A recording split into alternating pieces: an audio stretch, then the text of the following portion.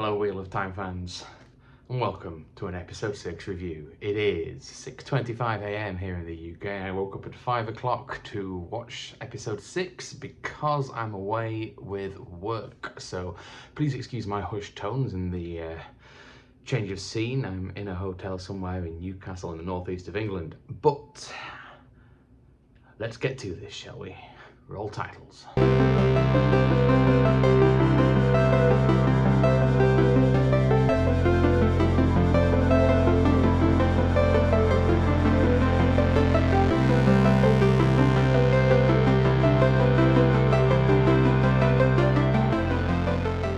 So then, another fantastic episode, I think. A little bit slower than even the previous episodes. This was a much more character-driven week this week. It was quite good to spend a lot of time focusing on Egwene and her capture and attempted breaking by the Sul'dam, and particularly spend a lot of time with Rand, who has been in the periphery throughout a lot of the series so far, because obviously they want to keep him building on the slow burn so that when we get to the end of the series and there's a big hoo-ha, shall we say, that then all of a sudden Rand's role becomes majorly prominent, and I think we're heading there now. I think slowly things are turning, so that was really good. But yeah, it was very story driven, less action, less intensity, but we followed a lot of plot threads during the runtime of the episode.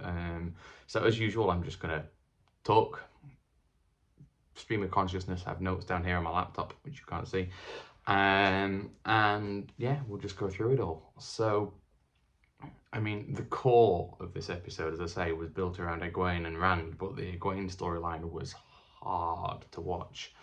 This is the bit we've been waiting for the whole series. Once she's been collared and captured, and the attempted breaking of her spirit, and she does so well. She's holding out for the whole episode, and the whole thing boils down to one cup of water that the Adam around her neck won't actually let her touch if she considers it a weapon. And the way they've done the Adam is quite good, because, like, physically for a start, I think I was concerned that it was a whole shoulder piece, but the fact that that is a power related result of the Terangriel and it's just a necklace in the end, I think was well done.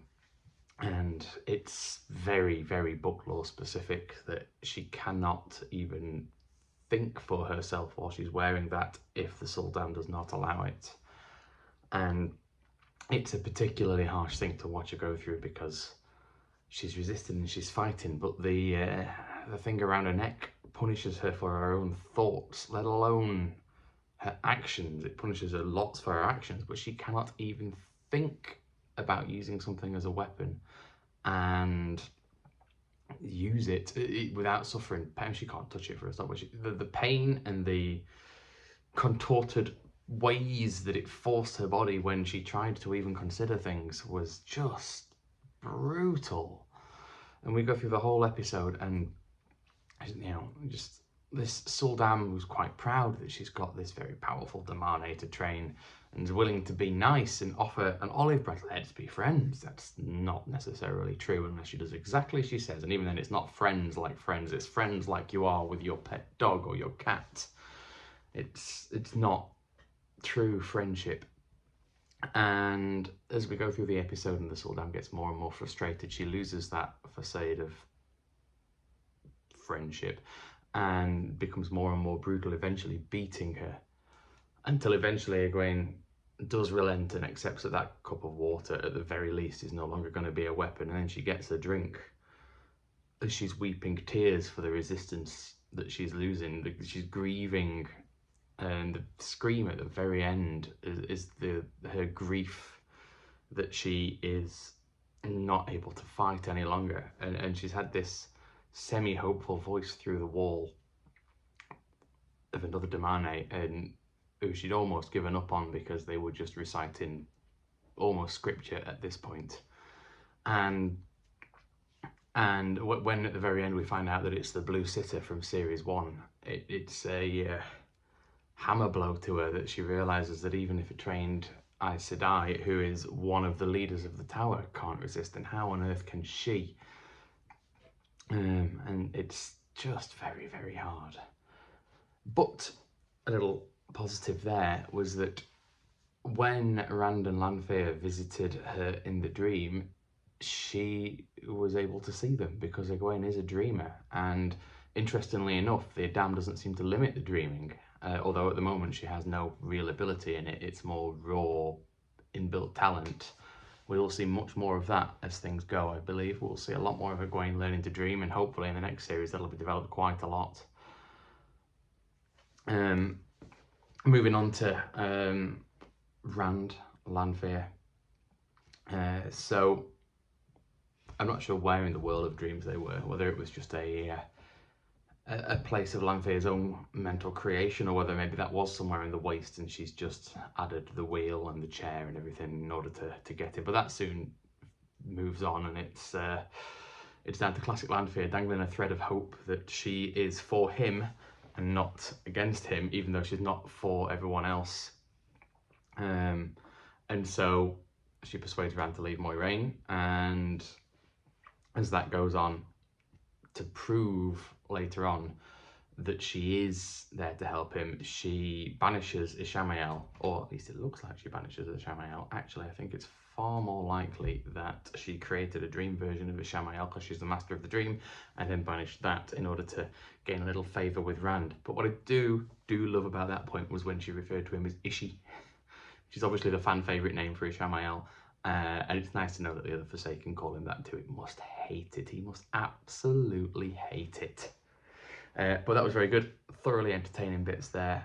She's manipulated him all the way, even though she's putting on this I'm your friend, she's doing what she's been asked to do. She's persuaded him to go to Falmer and rescue Egwene and Perrin and everyone else. And it's very Lanfear. It's subtle and there's a little bit of independence to it, but at the end of the day, she's still there pushing the dark side, the dark friend, the shadows plot. There we go.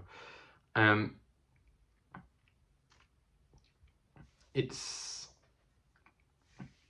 as I say, we follow a lot of plot threads now. It was good to spend more time with Mat as well, less time with Min, although we're seeing Min at the start of the episode is still struggling with her supposed bargain with the Shadow, even though it was a bargain with Liandrin and she had no idea until she decides that, damn it, she'll deal with the visions. She's not going to send Mat there. She knows what will happen. She knows how important that is, and she'll take the consequences, and warns Mat not to go with Rand. The meeting between Rand and Mat, by the way, was glorious. It was simple, it was funny, it was heartfelt. The whole what happened to your hair.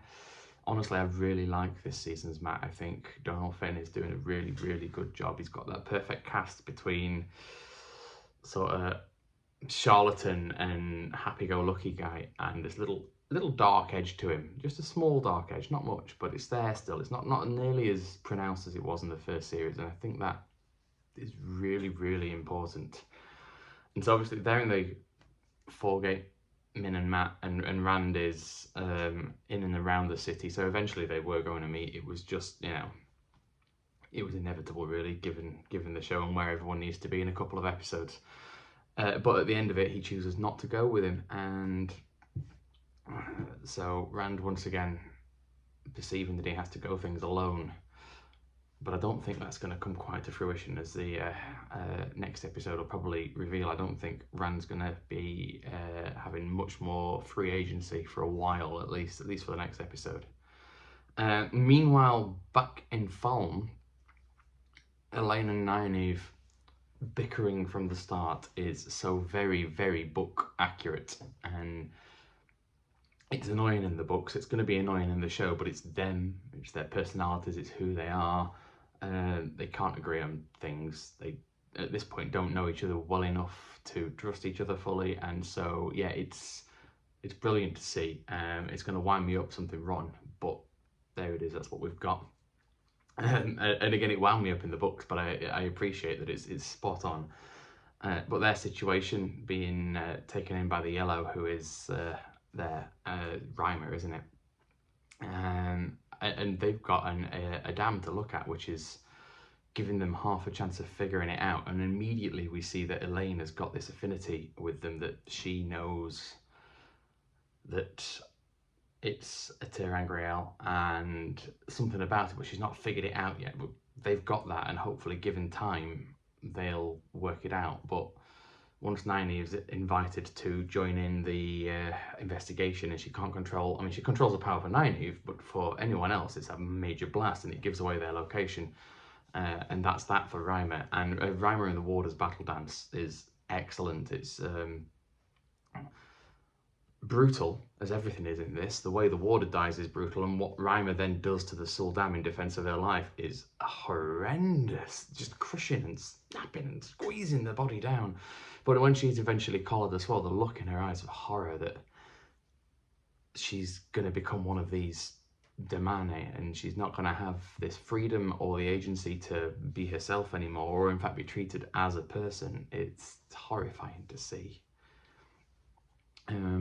What else do we have in the episode? Right, so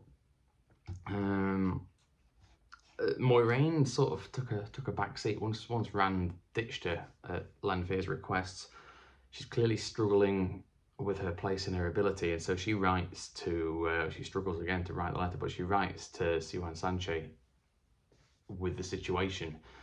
And Lan's plot at the same time, he, despite the fact that Alana and her warders see him as potentially a dark friend, having found the verse, the prophecy of Lanfear in his bags, despite that, he's looking for the Amyrlin as well, and he wants to tell her all about finding of the dragon and the situation as he sees it right now, and what's happened with Moiraine. And this brings her to Carrion, and interestingly enough, with every Aes Sedai we've met almost up to this point, barring Sheriam, there's pretty much a full house of the key characters there, and it'll be interesting to see what happens, because in the trailer we've seen both Moiraine and Lan in that room, and we've seen Rand facing her as well. And so it's, I don't know how they're going to do it, whether they're going to pop him in prison, or whether she's going to just say, look, you have this role to fulfill, this destiny, and you know, we must help you. But what happens will depend on well, it won't depend, but it will drive the fate of Sanche and her being the leader of the White Tower. Depending on what she chooses to do, will, especially with Liandrin watching on, and with Elida to come in the next series, I think we'll see very much that her decisions will lead to her downfall or otherwise, and that's very interesting to see. However, one thing that was interesting was the very pretty crown of knives of air that she got to defend herself. When she opened the door, like she didn't use them, and she was open completely, so it was very pretty but almost pointless. I'm sure it would have taken 1 or 2 people out, but then she'd have been dealt with. I think she needed a little bit more than that. But again, looks good, looks very good. And rule of cool, you know, always stick with the rule of cool. It's very Aes Sedai. Wave your arms around, do something very interesting, and then often not be quite as competent as someone who is being more direct. That's why they've got warders, I suppose, for the directness. Just a little interesting aside, so Liandrin, again, with the character being nuanced, now it's a very reluctant dark friend. She's there, as I said in the previous episode, she's sworn the oaths to save the sun. And Lanfear puts paid to that straight away. Knowing that those oaths can't be undone, she kills the sun. There we are, just done. Removes that tie that binds her and takes her for her own, rather than with Ishamael being the boss. Now Liandrin, as another chosen, has just stepped in and said, well, no, you work for me now. And so we'll see how it goes, but that's very much Lanfear's way of immediately starting to influence the tower. Well, she's there in Carrion, as I think is Verin and the Brown sisters we've seen, and so everyone coming to a head next episode in Carrion between Rand and the Aes Sedai and the Amyrlin and Moiraine. I think it's going to be fireworksy, to say the least. We didn't see much. We saw a little bit of Loial and Ingtar. Loial is keeping Ingtar on track, making sure he can find out everything, despite the fact they've been slaves. they've got semi-free reign of the place, and so that's good to see that they can maybe make a plan for later on. When Loial is forced to tree sing, it's very good for your bonsai trees, we'll say that. Things were developing quite nicely until Surel saw it and stopped things. But we didn't see much of Suroth, just a little bit of that. We did not see much, or for anything, of Perrin really, except when he was lying in as a corpse on the ground in Rand's dream. But yeah, it's a very focused episode. It was very, very character driven, very dark, really setting things up. And I think we've had this slow paced episode now. It's really going to pick up in the next two and go full tilt to the end. So for this one, I'd say it's a 7, 7.5 for me. Great episode, lore heavy, but maybe not quite as sharp as the last two were. But that said, I absolutely enjoyed it. It's really good television, and I can't wait for next week. So do join me next week for the next episode review. And in the meantime, please do like, subscribe, share with your friends, and keep an eye on the channel for all the other content we've got coming. We'll see you next time. Bye-bye.